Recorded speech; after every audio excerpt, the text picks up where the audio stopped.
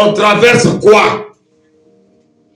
Chaque année, on dit aux gens vont traverser. Chaque année. Mais quelle est, bien, écoutez-moi bien, quelle est cette mer rouge qu'on traverse chaque année? Israël a traversé la mer rouge une seule fois. N'est-ce pas, maman Nana? Une seule fois. Est-ce que Israël est revenu encore traverser la mer rouge? Chaque année, les églises, il faut des traversées. Traverser, traverser. C'est de la manipulation. Je vais dire aux chrétiens, là où vous voyez des mots traversés, fuyez. Les gens veulent vous dépouiller votre argent.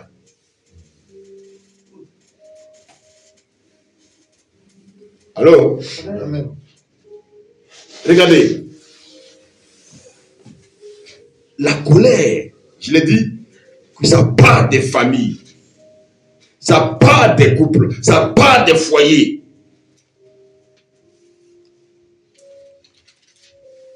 Vous savez, tout homme, toute femme veut se marier.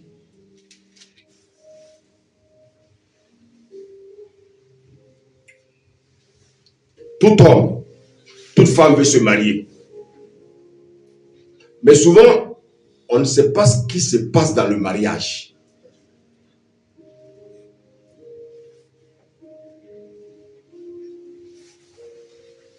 Allô? Écoutez, vous épousez une femme qui vient d'une autre culture. Tu épouses un homme qui vient d'une autre culture. Vous n'êtes pas de la même famille. Alléluia. Tu épouses une femme qui est issue d'autres gènes, différents de tes gènes. Ça veut dire quoi? Ça veut dire qu'en venant, chacun vient avec son caractère. Toi, tu ne peux pas venir dire, avec le caractère que tu as, de changer ton conjoint. Tu ne peux pas. Lui aussi, il ne peut pas te changer. En comment il va te changer? Quel est le pouvoir qu'il a pour te changer? On entend des hommes qui disent, cette femme-là, je vais la changer. Je vais la transformer. Tu vas la transformer comment? Il y a des femmes aussi qui disent, cet homme, je vais le changer. Mais tu vas le changer comment? Tu as ton caractère, là, son caractère. Allô? Amen. Mais il y a quelque chose qu'on ne comprend pas souvent.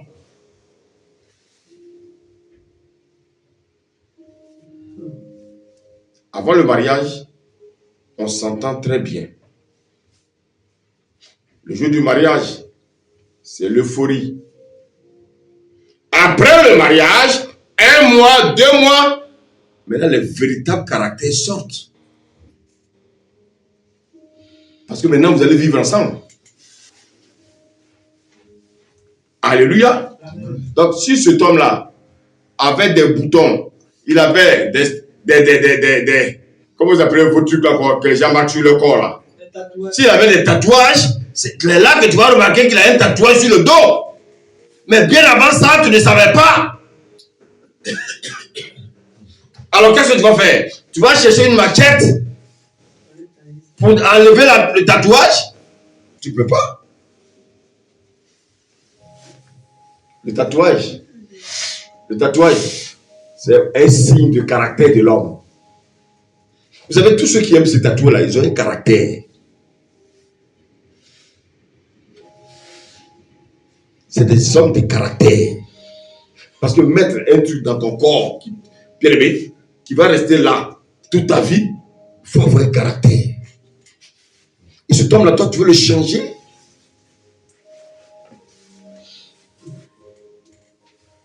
Allô?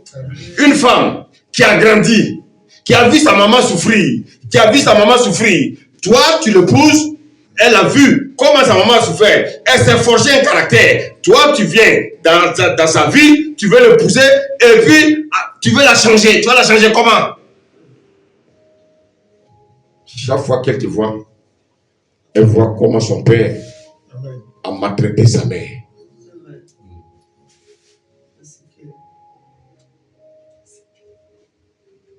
Des séquelles. C'est pour ça que je vous dis que quand on devient chrétien, on doit vivre la vie de Christ. Sinon, on va périr. Avec des blessures. Oh, il faut extirper ces blessures-là. Parce que la fille que tu as épousée, chaque fois que tu vas ouvrir la bouche, elle sera sur le qui-vive. Qu'est-ce qu'il va me faire? Qu'est-ce qu'il va me dire? Parce que sa maman était régulièrement sur le qui-vive. Sa maman voyait quelqu'un la battre régulièrement. Donc chaque fois que tu veux lui parler, elle va se dire, mais est-ce qu'il ne va pas me battre? Vous savez, dans le mariage, c'est que vous ne savez pas. Dans le mariage, il y a combien de témoins? Quand on se marie, il y a combien de témoins? Elle dit qu'il y a 2. Quelqu'un d'autre? J'ai entendu 3. Il y en a combien? Il y en a qui disent 2, il y en a qui disent 3. Vous êtes d'accord?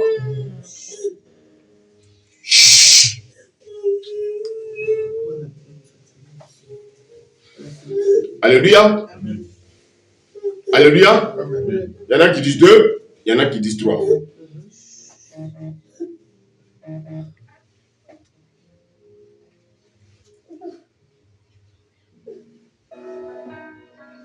Alléluia. Il y en a qui disent 2, il y en a qui disent 3. Amen. Amen. Mais moi, je vais peut-être vous surprendre ce matin. Il y a combien de témoins?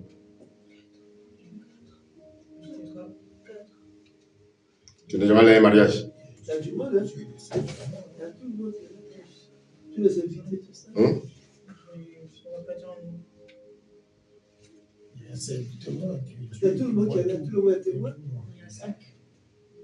Tous les invités. Je dis, en fait, quels sont les véritables témoins dans un mariage? C'est Dieu. Dans le mariage, il y a 7 témoins. 7. Dans le mariage, là, il y a 7 témoins.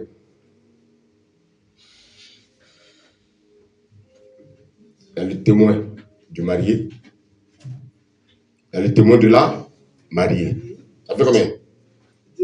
2. Il y a les parents de chaque marié. Ça fait combien? 6. Plus Dieu, ça fait combien? 7. C'est pour ça que dans un mariage, si les parents ne sont pas d'accord, mon ami, ne te marie pas.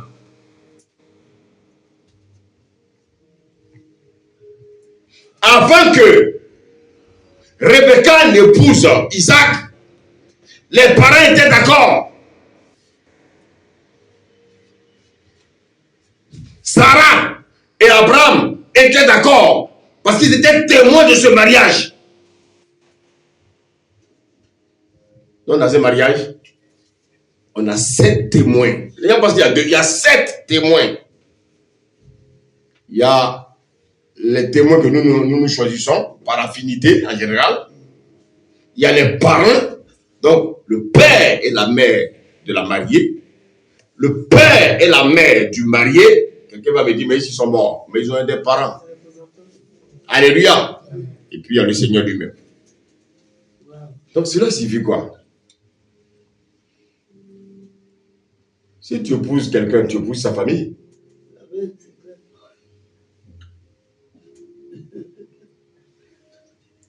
Alléluia. Moi, je ne peux pas épouser une femme et puis rejeter ses frères. Allô? Je ne peux pas épouser une femme et puis rejeter son père. Je ne peux pas épouser une femme et puis lui dire que je n'aime pas ta mère. Mais si je n'aime pas sa mère, c'est que je n'aime pas celle que j'épouse. Parce que, bien aimé, on ne peut pas vivre dans l'hypocrisie toute notre vie. Allô? Ici en France, j'ai fait une remarque. C'est qu'en général, les femmes mariées n'aiment pas beaucoup leur belle-mère. Parce qu'elles pensent que leur belle-mère se gère trop dans leur couple. Est-ce qu'on est d'accord avec moi ici? Est-ce qu'on est d'accord avec moi ce matin? Je n'ai jamais vu une femme française qui aime réellement sa belle-mère. Elles sont rares. Vous savez, j'ai essayé de fouiller. J'ai creusé. J'ai creusé et j'ai compris pourquoi. Vous savez pourquoi? Parce qu'en fait, les mamans, là, les belles-mères, là, elles pensent à l'héritage des petits-enfants.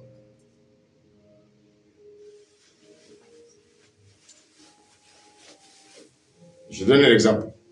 Moi, j'ai épousé une Française. La maman de ma femme va beaucoup prendre soin de mes enfants. En fait, moi, mes enfants, mais elle, ce sont ses petits-enfants. Et donc, la maman n'aime pas ça. C'est comme si la belle-mère voulait prendre sa place.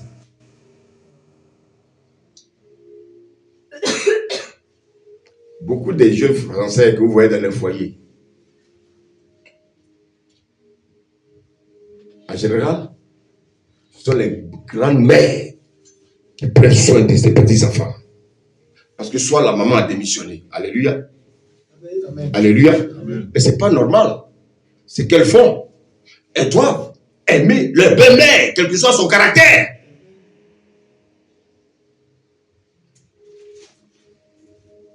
Alléluia. La Bible dit que le sage calme la colère. Et c'est pour ça que ces femmes sont très coléreuses. Comme les femmes sont coléreuses, elles en veulent à leur belle-mère. Mais frère, tu ne peux pas épouser un homme. Tu ne peux pas épouser une femme et puis rejeter tes beaux-parents. Ce n'est pas possible. À moins que tu ne sois un sorcier.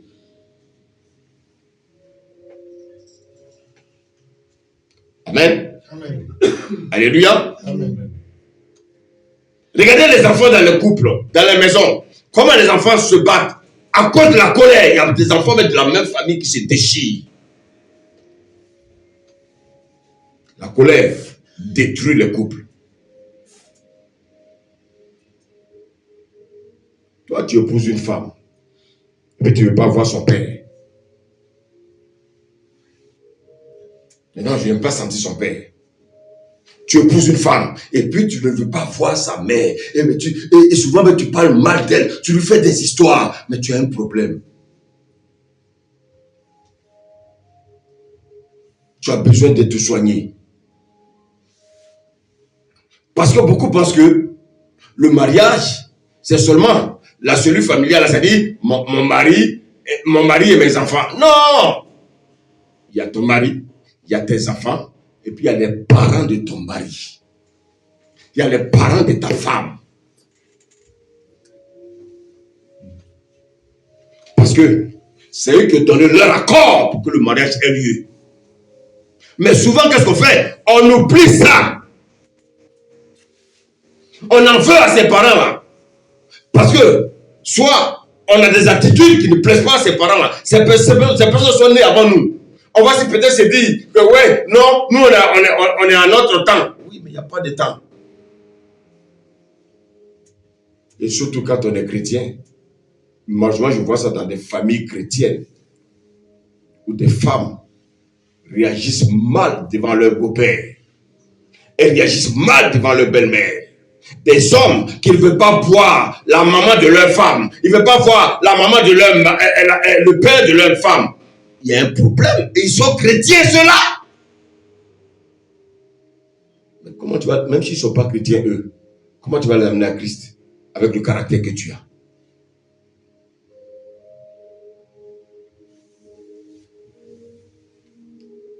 Vous savez comment on peut guérir de la colère? Comment on peut chasser la colère?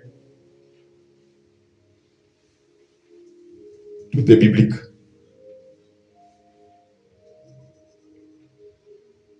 J'ai dit tout est biblique. On peut lire Galates 5:22. Alléluia. Rapidement, s'il vous plaît. Quelqu'un qui a la Bible.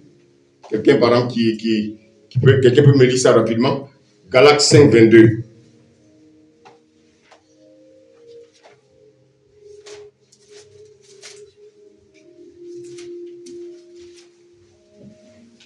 Galates 5, verset 22. Verset 22, la Bible dit, mais le fruit de l'esprit. Le fruit de l'esprit, c'est quoi, oui? C'est l'amour. L'amour, la joie, la joie, la paix, la paix, la patience, la bonté, la bienveillance, la foi, la douceur, la maîtrise de soi. La maîtrise de soi. Allô? Amen. Comment on peut encore appeler la maîtrise de soi? La tempérance. C'est quoi la tempérance? La tempérance, c'est savoir se contenir devant une situation.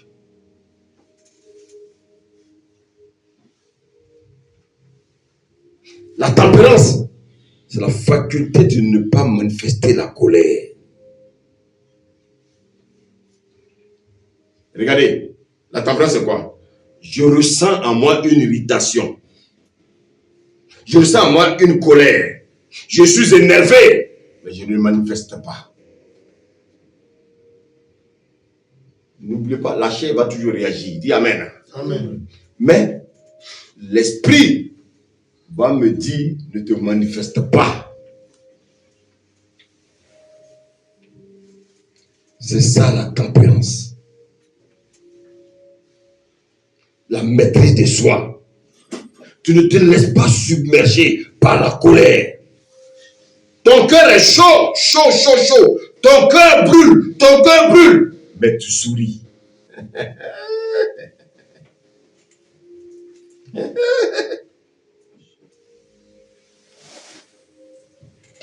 Allô? On te fait quelque chose de mal, et puis toi tu es là, tu souris.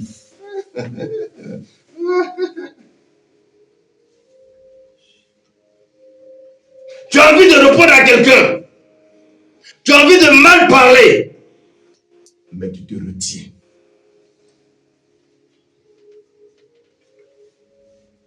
Regardez dans le couple, comment des femmes parlent avec dureté à leur mari. Elles parlent souvent avec insolence, avec orgueil. Regardez comment des hommes parlent à leurs femmes avec mépris. Parce que souvent, soit la femme ne travaille pas. Celui qui fait tout dans la maison, il pense que la femme est devenue une serpillère. Comment tu parles à ton mari? Comment tu parles à tes beaux-parents? Parce que n'oublie pas que tes beaux-parents aussi sont des témoins de votre union. Alléluia. Alléluia. Amen. Vous savez, un beau-père, c'est d'abord un père avant d'être beau-père. Une belle-mère, elle est d'abord une mère, comme ta mère à toi, avant d'être ta belle-mère. Tu lui dois beaucoup de respect. Tu dois beaucoup de respect à ton beau-père. On ne crie pas sur un beau-père. Si tu cries sur ton beau-père, c'est-à-dire que tu peux crier sur ton père.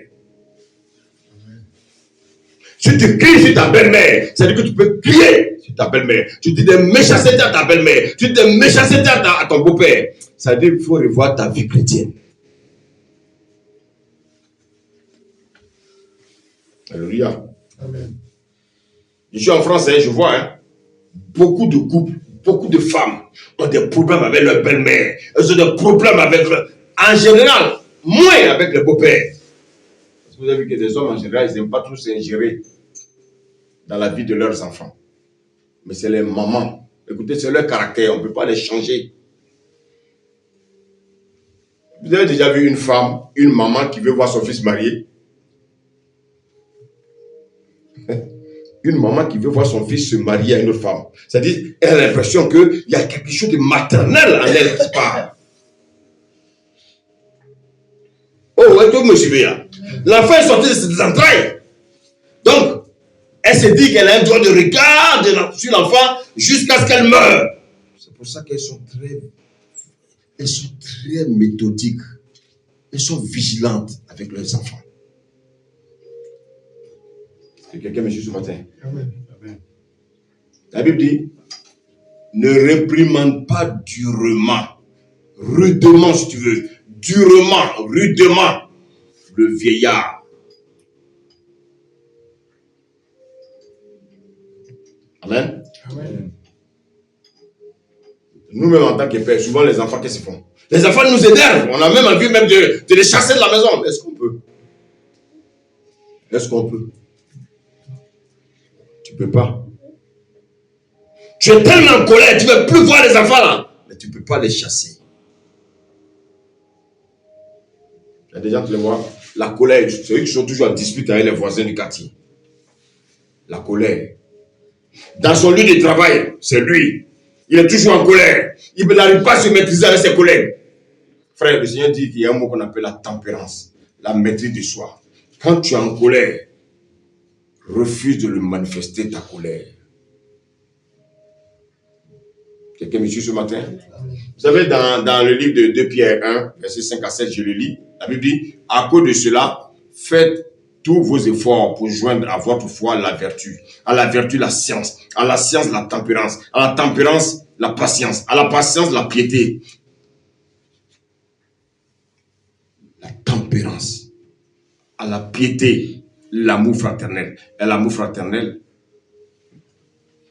bien aimé, l'amour fraternel garde tout ça. On entend souvent les gens dire, ah non, mais moi, je n'ai pas pu me maîtriser devant cette situation. Mais je n'arrive pas à me maîtriser. Écoutez-moi bien. Je vais être un peu terre à terre.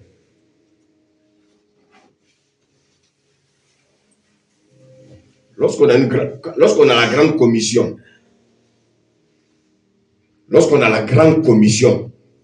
dans un magasin, qu'est-ce qu'on fait?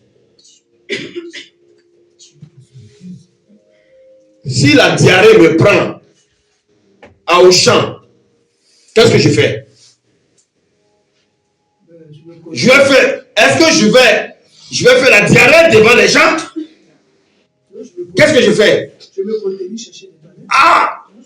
Mais même si tu dors, il y a des magasins ici, il n'y a pas de toilettes. Je me contenir jusqu'à la maison. Ah! Donc en fait, c'est une incontinence. La diarrhée est une incontinence. Mais tu te maintiens. Tu te maîtrises.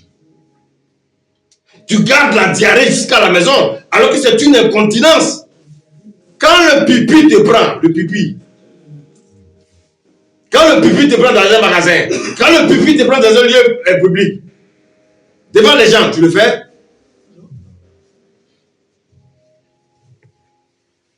Il y a des gens à regarder. Quand tu es dans un grand embouteillage, alléluia, et puis le pipi te prend, la diarrhée te prend, qu'est-ce que tu fais? Tu fais ça dans ta voiture? Non, tu es sur l'autoroute, tu peux garder ta voiture? Qu'est-ce que tu fais? Tu te maîtrises. Donc en fait, chacun de nous ici peut maîtriser la colère. Parce que la colère, c'est aussi une incontinence, mais une incontinence qui est spirituelle. La diarrhée, le pipi sont des incontinences physiques. Alléluia. Amen. Mais la colère, c'est une incontinence qui est spirituelle.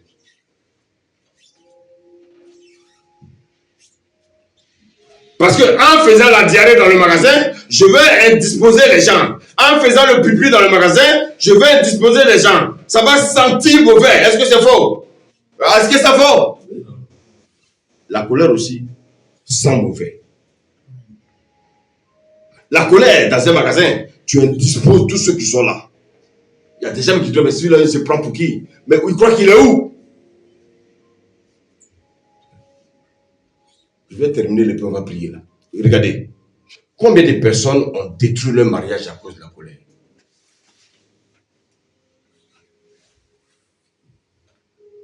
Combien de personnes ont perdu leur emploi à cause de la colère? Combien de personnes ont quitté leur assemblée, là où Dieu les bénissait, à cause de la colère?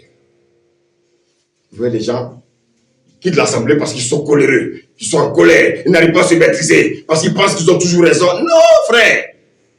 On ne quitte pas une assemblée parce qu'on doit quitter l'assemblée, on ne quitte pas l'assemblée parce qu'on est en colère. Combien de jeunes ont arrêté la scolarité à cause de la colère?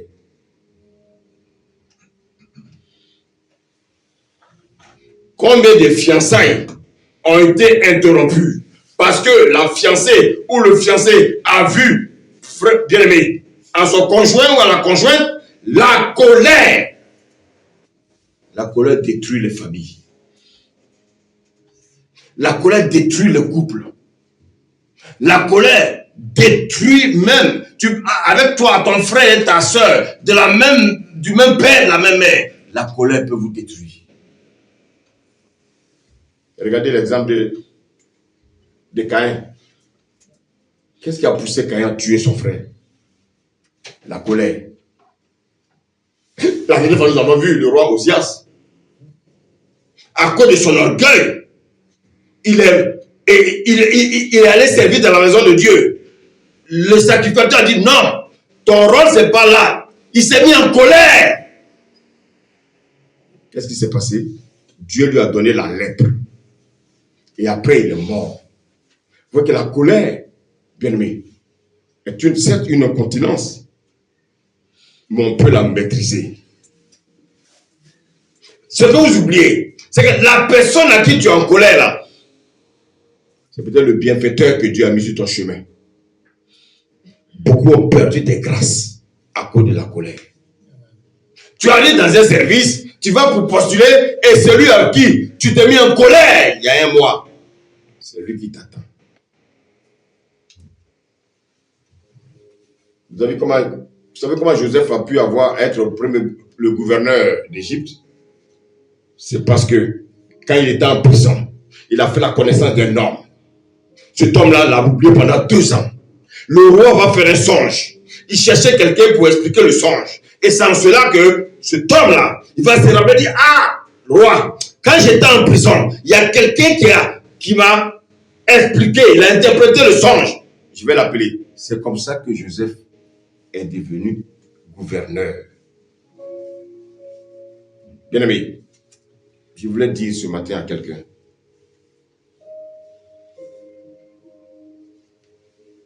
La colère qui est en toi est simplement liée à l'orgueil qui est en toi. Toute personne coléreuse est orgueilleuse.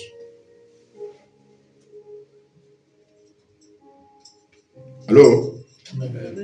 J'ai dit, toute personne coléreuse est orgueilleuse.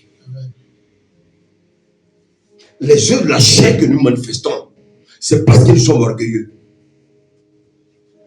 Tu ne peux pas te mettre en colère contre ton frère. Tu ne peux pas te mettre en colère contre ta soeur. La colère peut se maîtriser. La colère peut te faire perdre beaucoup de choses. Alléluia. Amen. Alléluia. Amen. Alléluia. Amen. Bien-aimé, la colère peut te détruire. La colère peut détruire ta famille. Ce matin, je voulais dire aux uns et aux autres, nous allons prier, s'il vous plaît. Ce matin, nous allons dire au Seigneur, Seigneur, c'est là maintenant qu'on va demander au Saint-Esprit. Saint-Esprit, je veux manifester le fruit de l'Esprit. Saint-Esprit, je veux manifester la tempérance. Saint-Esprit, je veux manifester la maîtrise de soi. Élevons la voix, prions au nom de Jésus. Saint-Esprit, Saint-Esprit, je veux manifester la tempérance. Venez, prions s'il vous plaît. Prions s'il vous plaît. C'est le moment de prier s'il vous plaît.